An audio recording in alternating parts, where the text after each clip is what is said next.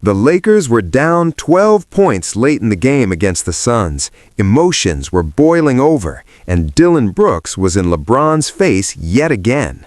The arena was electric, the tension was unbearable, and it looked like another defensive collapse was about to hand Phoenix the win. But what happened next will blow your mind. Just days before this showdown, something dramatic happened behind closed doors.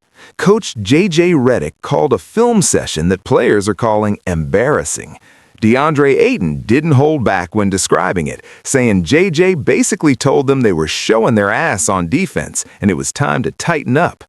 The scouting reports from opposing teams were brutal. The defensive numbers over a 10-game stretch were terrible, and the team knew something had to change immediately. And change they did. In the third quarter, the Lakers held Phoenix to just 15 points. The intensity was unreal. The physicality was back. Second efforts on ball containment improved dramatically, and suddenly this team looked like they remembered how to play defense. Redick challenged them on having a defensive mentality and winning on the margins, and his players responded like their careers depended on it. But here's where it gets really interesting. The bench absolutely took over this game.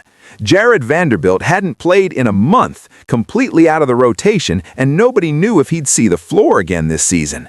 JJ had conversations with him in Philly and then again on Monday, telling him to stay ready because opportunities would come. When his number was called, Vando exploded onto the court with an immediate offensive rebound and dunk that set the tone for everything that followed. If you're enjoying this breakdown of how the Lakers turned their season around with one gritty performance, make sure to hit that subscribe button and turn on notifications because we're diving deep into every game.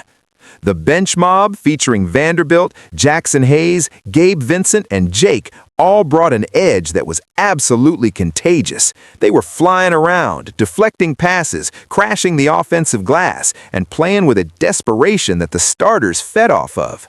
Hayes talked about their motto of stay ready so you don't have to get ready, and that mindset paid off in a massive way. The energy they brought wasn't just about effort, it was about multiple defensive-minded players who could switch everything and bring size and physicality that muscled Phoenix out of their comfort zone. Insert 30-second bench players celebrating and high-fiving during timeout interview clip here. DeAndre Ayton was absolutely dominant with his efficiency, going 10 for 11 from the field. He's been studying LeBron and Luka's tendencies obsessively, knowing when they go baseline, when they're looking for the skip pass, when to flash to the rim for late passes. Sometimes the best option is just crashing for offensive rebounds and going back up with it, and that's exactly what Ayton did repeatedly. He and Vanderbilt crashing together created nightmares for Phoenix's defense, especially when the Suns were throwing doubles at every post-up. But let's talk about the drama that had everyone on the edge of their seats. LeBron and Dillon Brooks have history, serious history, and tonight it all came to a head again. They were in each other's faces all game, competing at the highest level, trying not to cross the line but definitely towing it. Then, with 12 seconds left after Brooks hit a three to cut the lead, he went chest to chest with LeBron right in front of the refs. Here's the genius part. LeBron was completely aware that Brooks already had a technical foul. When Brooks got in his face, LeBron knew exactly what would happen. The refs had no choice but to call the second technical and eject Brooks from the game. That's situational awareness at 40 years old, understanding the moment and using it to his advantage. That's the kind of veteran mastery that can't be taught. Speaking of LeBron at 40, let's address the elephant in the room. This man is playing at a level that only Kareem Abdul-Jabbar maintained at this age. When asked about it, LeBron's response was perfect, saying, "Now you've seen two players do it.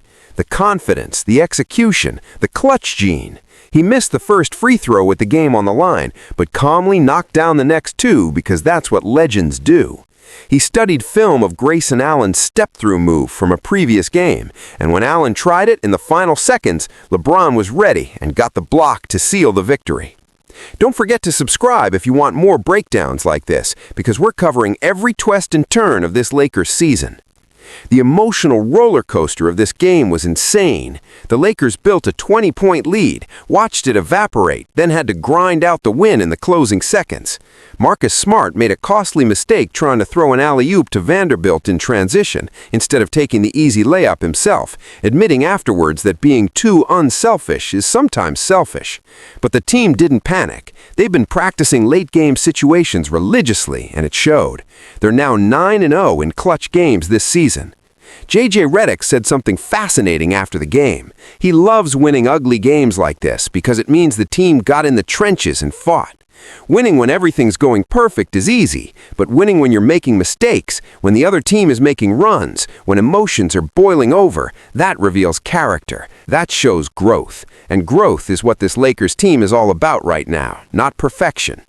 The officials deserve credit, too, for managing what could have been a complete disaster. The emotions were so high that things could have gotten much uglier, but they let the players compete while keeping control of the game. Even with all the technicals and ejections, the focus stayed on basketball. Vanderbilt's return story is particularly inspiring.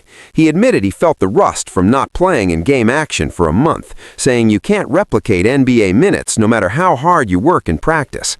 But he's been through this before, sitting out of rotations, waiting for his opportunity. He stayed mentally ready, showed up to practice, stayed positive in the locker room, and when his number was called, he delivered. 6 offensive rebounds, multiple steals, a block, and the energy that sparked the entire comeback. The defensive transformation is real. The Lakers out-rebounded Phoenix significantly, dominated the offensive glass, and most importantly, they sustained their defensive intensity for longer stretches. Ayton said the consistency is what JJ wants, letting that defensive mindset become Lakers basketball moving forward. One film session where the coach laid it all out, showed them the ugly truth in the scouting reports, and challenged their pride was all it took to flip the switch. This wasn't just a win, this was a statement that the Lakers are tired of being labeled as an offensive team that can't defend, a statement that bench players who've been out of the rotation can still impact winning, a statement that LeBron James at 40 years old is still one of the most clutch players in basketball, and a statement that when this team plays with edge, physicality, and that defensive mentality JJ keeps preaching, they can beat anybody. The road ahead is long, but if the Lakers can bottle what they showed in the second half of this game, especially that third-quarter defensive performance, they're going to be a problem in the playoffs. The chemistry is building, the defensive identity is forming, and the clutch gene is undeniable. If you loved this deep dive into the Lakers' gritty comeback win, smash that subscribe button and hit the notification bell so you never miss our breakdowns. Drop a comment below telling us what you think about LeBron's situational awareness on that Brooks ejection.